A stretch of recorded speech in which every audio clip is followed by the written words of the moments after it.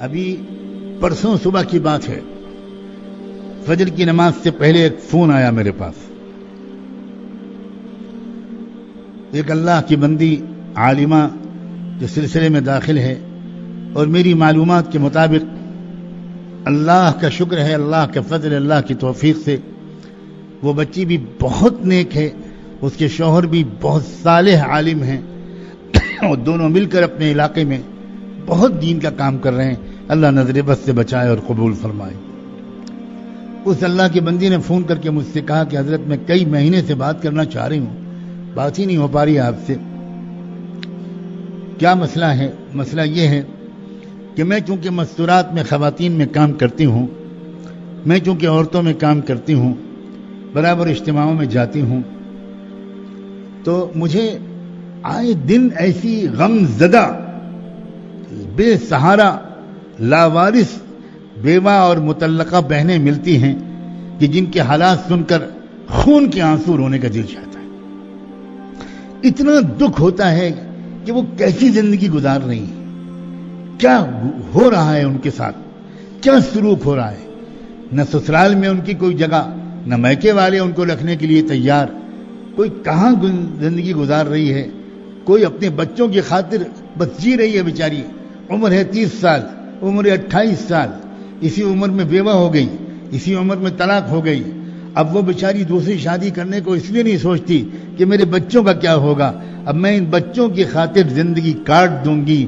بس یہ دعا کریے کہ میرے بچے اپنے پیروں پہ کھڑے ہو جائیں اور ان کی شادیاں ہو جائیں، پھر اللہ مجھے اٹھا لے. میں اور اب کسی مقصد کے لیے جینا نہیں چاہتی. ایک ماں ہے، ماں اپنے بچے کے لیے میں جینا چاہتی ہوں. اس اللہ کی بندی نے مجھ سے فون پر کہا کہ حضرت اتنی کثرت سے ایسے ایسے کیسز علم میں آئے ہیں کہ بس میری آنکھوں سے خون نکلنے لگا کہ یا اللہ میں کیا کروں.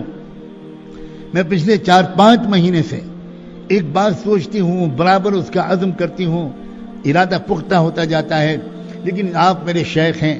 میں نے سوچا تھا کہ میں آپ سے اپنا حال دل بیان کر کے آپ سے مشورہ لوں گی، تب کوئی قدم اٹھاؤں گی. میرا دل یہ چاہ رہا ہے کہ میں اپنے شوہر سے جو آپ کے شاگرد ہیں، اور آپ جانتے ہیں وہ کتنے صالح ہیں، کتنے پیارے انسان ہیں، میں ان سے یہ خوشامد کر کے کہوں کہ آپ ان میں سے کسی بیوہ یا مطلقہ سے آپ نکاح کر لیجئے. میں عورت ذات ہوں، میں جانتی ہوں کہ ایک سوکن کا لانا عورت کے لیے کتنا مشکل ہوتا ہے.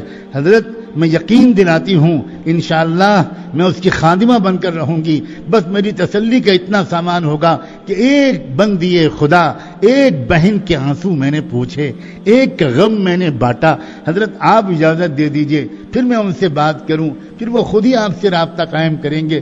حضرت میں یقین دلاتی ہوں کہ یہ میرا مقصد ہے، اور مجھے امید ہے میرے شوہر میری نیت پر بھروسہ کر کے مان جائیں گے. آپ کسی طرح مجھے مشورہ دے دیجئے، کیا میں ایسا کروں؟ میں سچ کہتا ہوں، میں جواب کیا دیتا، مجھے رشک آتا رہا اس بندی پر، سلام بھیجتا رہا اس اللہ کی بندی پر، دعا کرتا رہا کہ اللہ اس کے اخلاص کو، اس کی خیر خواہی کو، اس کی انسانیت دوستی کو اور بڑھائے. یہ ہے حقیقی اسلام اور یہ ہے اعمال صالحہ.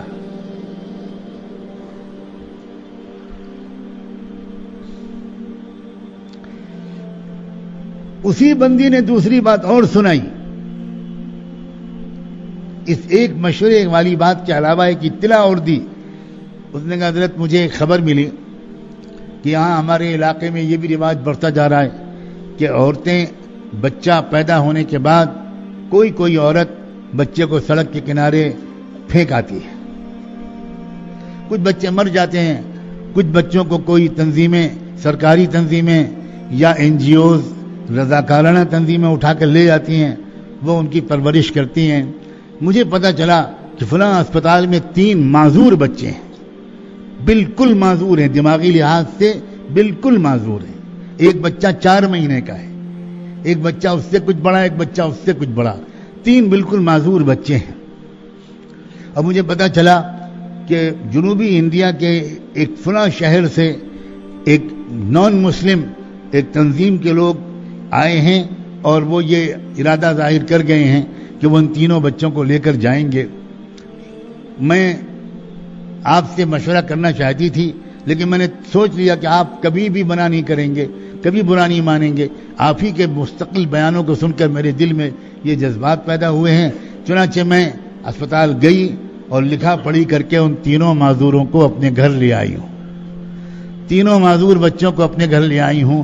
اور حضرت آپ کو میں کیا بتاؤں، میرا یقیناً مراقبہ کم ہو گیا، میری تلاوت کچھ گھٹ گئی رمضان میں، لیکن مجھے میرے دل کو وہ سکون ملتا ہے کہ میں ان بچوں کو جب کھلاتی پلاتی ہوں، نہلاتی دھلاتی ہوں، ان بچوں کی خدمت کرتی ہوں، تو مجھے صاف لگتا ہے کہ میرا رب مجھ سے راضی ہو رہا ہے اور اللہ میرا رب مجھے مغفرت کر دے گا، معاف کر دے گا.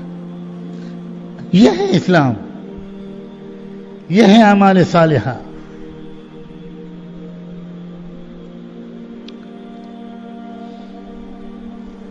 شرم آتی ہے ایمانداری کی بات، شرم آتی ہے.